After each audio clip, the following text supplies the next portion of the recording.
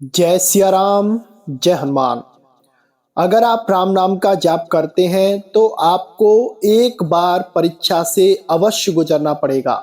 अगर आप इस राम नाम की परीक्षा में सफल हो गए तो राम जी आपको आपकी जो भी मनोकामना है उस मनोकामना को तो पूरी करेंगे ही, बल्कि आपको अपनी कृपा देकर जगत में आपसे कुछ अपना कार्य भी करवाएंगे। सबसे पहले भगवान जब किसी साधक की परीक्षा लेते हैं तो वो साधक कोई मामूली नहीं होता है। परीक्षा उसी की होती है जो कुछ योग्यता रखता है। जिसके अंदर कोई योग्यता ही नहीं है उसकी परीक्षा क्या होगी। परीक्षा तो उसकी होती है जिसके अंदर कुछ योग्यता है, जिसने कोई पढ़ाई करी है या उसके अंदर कोई विशेष गुण है। अब उस परीक्षा के माध्यम से उस विशेष गुण को निखारा जाता है। जब तक आप किसी परीक्षा से नहीं गुजरोगे तब तक आपको अपनी काबिलियत का पता नहीं चलेगा। इसी तरह से राम नाम का जाप आपके जीवन में करता है। राम नाम के जाप जब आप कर रहे होते हैं तो उस समय एक समय ऐसा आता है जब आपके जीवन में हर तरफ से निराशा आने लगती है। जिसको आप अपना मानते हैं वही धोखा दे जाते हैं। जिन पे आप सबसे ज्यादा भरोसा करते हैं वही विश्वासघात कर देते हैं। जिनको आप अपना मानते हैं वही आपके गैर हो जाते हैं और आपके जीवन में वह तरह तरह की कठिनाइयों को लेकर आते हैं।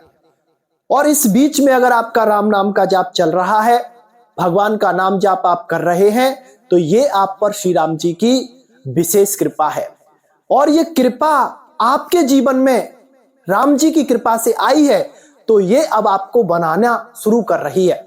जिस तरह से आप एक घड़े को देखते हैं तो घड़े को जब घड़े को बनाने वाला उसे बनाता है, जब कुम्हार घड़े को तैयार करता है तो पहले उसको वह पीटता है, लेकिन अंदर से उसको हाथ का सहारा दिए रहता है।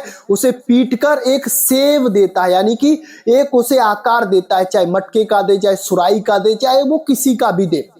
और फिर उस मटके को सुखाया जाता है, फिर उस मटके को आग में तपाया जाता है, जब जाकर वह उपयोग में आता है।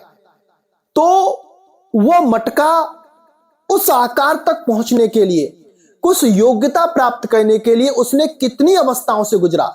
सबसे पहले उसको ठोका गया, उसके बाद उसको सुखाया गया, उसके बाद उसे जलती हुई आग में तपाया गया और फिर वह उपयोग में आया, फिर वह लोगों का उपयोगी सिद्ध हुआ। लेकिन इसमें जो प्लस पॉइंट है वो यह है कि जब कुम्हार घड़ा बना रहा था उस समय उसका जो हाथ था घड़े के अंदर लगा हुआ था।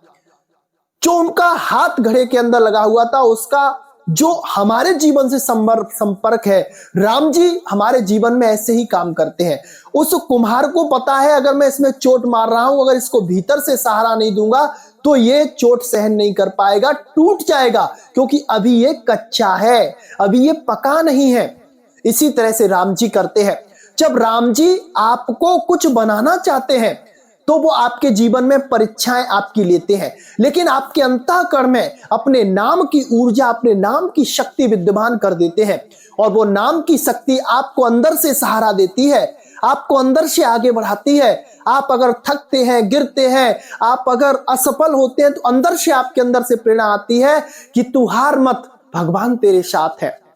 तेरे जीवन में जो भी हो रहा है वो तेरे जीवन को बदलने के लिए हो रहा है। अंदर से उत्साह वर्धन होता है। करहूं सदा तिनकी रखवारी, जिम बालक राखे महतारी। जिस तरह से एक मां अपने बच्चे की परवरिश करती है उसी तरह से भगवान श्री राम जी अपने भक्तों की परवरिश करते हैं और पग पग पर वह उनको सहारा देते हैं। भक्त उन्हें समझ नहीं पाते हैं। भगवान अपने भक्तों को परेशानी से गुजारते इसलिए हैं क्योंकि संसार में वो रहकर कुछ ऐसा काम करेगा जिससे भगवान के नाम का प्रचार होगा, उनके नाम का प्रसार होगा और बहुत सारे लोग उससे जुड़ेंगे और वो उनका मार्गदर्शन कर पाएगा। और सबसे अच्छा मार्गदर्शन वही कर पाता है जो पहले उस मार्ग की बारीकी को समझा हो या उस मार्ग से वो लक्ष्य पर पहुंचा हो।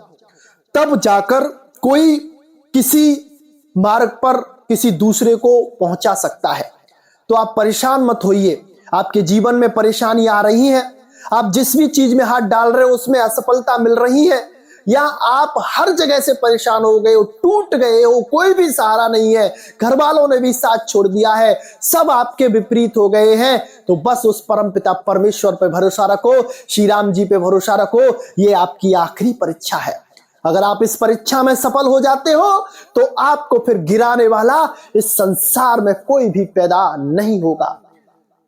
जिसको भगवान ने पकड़ा फिर उसको गिराने वाला कोई पैदा नहीं हुआ।